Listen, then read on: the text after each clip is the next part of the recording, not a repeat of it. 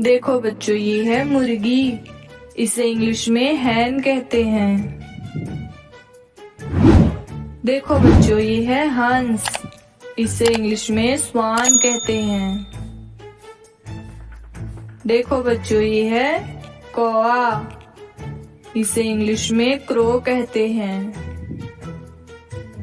देखो बच्चों, ये है कबूतर, इसे इंग्लिश में पीजन कहते हैं। देखो बच्चों, ये है गोरैया, इसे इंग्लिश में स्पैरो कहते हैं।